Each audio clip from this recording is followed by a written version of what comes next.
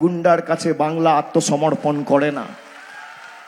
4 দিন আগে তিনি বলেছেন তৃণমূলের লোকেরা 23 তারিখ বাড়ি থেকে বেরোবেন না।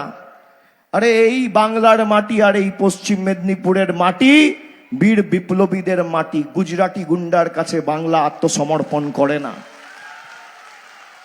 আমি অমিত শাহকে চ্যালেঞ্জ করব, যদি আপনার বুকের পাটা থাকে আর বাপের বেটা হন, 4 তারিখ কলকাতায় থাকবেন, 12টার পর দেখা হবে। কত বড় গুন্ডা আপনি আর কত আপনার ক্ষমতা, 4 তারিখ দেখা হবে। খেলা তোমরা শুরু করেছো, শেষ তৃণমূল করবে। আর আমি কথা দিয়ে যাচ্ছি, আজকে কত তারিখ? 17 তারিখ। এই মাসে 13 দিন বাকি, আর মে মাসের 4 দিন। 21 দিন পর নির্বাচন কমিশন আর বিজেপি টাটা বাই বাই। আবার মমতা ব্যানার্জির সরকার চতুর্থবার হচ্ছে।